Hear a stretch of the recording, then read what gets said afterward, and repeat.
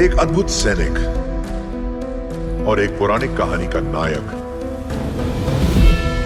तुम्हारा भाई जिसे देवता मानते हैं, जब वो आएंगे, और वो जरूर आएंगे,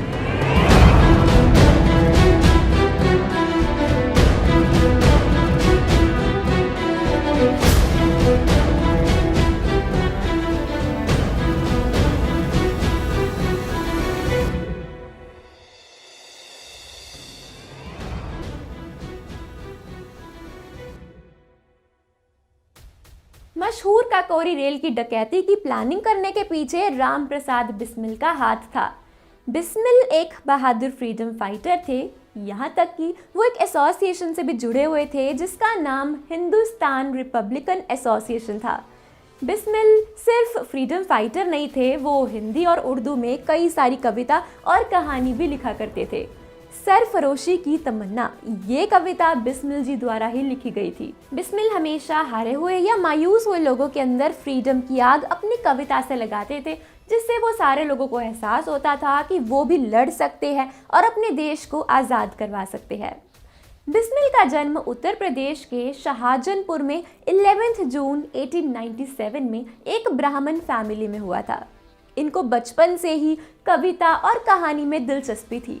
जब बिस्मिल 19 साल के थे ना, तो उन्होंने अपने नाम के आगे बिस्मिल लगा दिया था, जिससे वो ये साबित करना चाहते थे कि हम सब साथ हैं और एक है, बस और क्या। उसके बाद वहाँ से शुरू होती है इनकी कविता और कहानी की जिंदगी। बिस्मिल जी का परिवार बहुत ही सिंपल और सोबर था। बिस्मिल जी के पिताजी शाहजहानपुर नगर पालिका में एक वर्कर थे, जिसकी वजह से उनकी सैलरी भी कम थी, और सैलरी कम होने की वजह से बिस्मिल जी एक मिडिल क्लास फैमिली की ज़िंदगी जी रहे थे। उन्होंने अपनी पढ़ाई हिंदी और उर्दू दोनों लैंग्वेजेस में की थी, जबकि उनको पढ़ना बिल्कुल भी पसंद नहीं था और इसलिए वो अपने पिताजी से बहुत मार भी खाते थे। फिर भी वो मन लगाकर नहीं पढ़ पाते थे। बात है साल 1916 की, जब बिस्मिल 19 साल के थे तो इन्होंने फ्रीडम फाइटर बनने का फैसला किया था और अपने बाकी के 11 साल की ज़िंदगी में इन्होंने कई सारी किताबें लिखी थी और वो उस किताब को बेचकर पैसा जमा करते थे ताकि वो हथियार खरीद सके और उसका इस्तेमाल ब्रिटिश पर कर सके। राम प्रसाद बिस्मिल को काकोरी कांड का हीरो कहा जाता है। लोग बताते हैं अगर ये ना होते ना तो उनका प्लान कभी सक्सेसफुल नहीं हो पाता।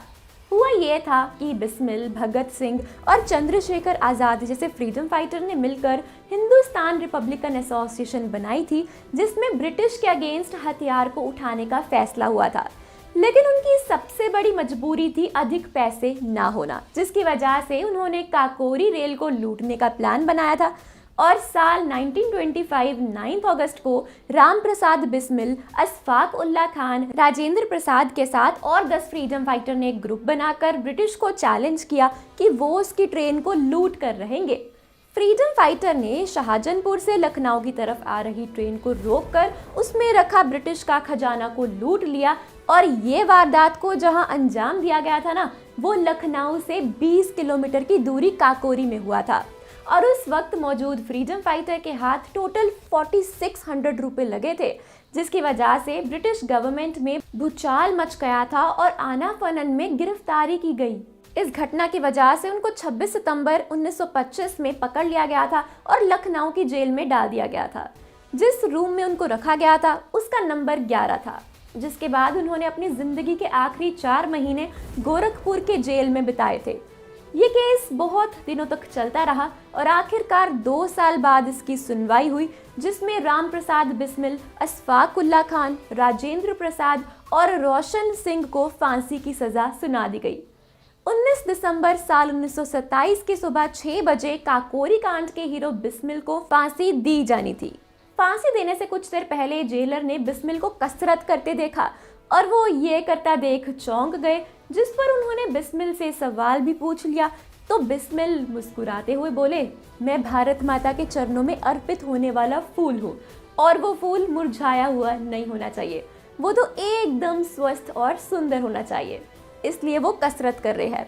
बाद में इन तीनों को एक साथ गोरखपुर की जेल में फांसी दी गई थी।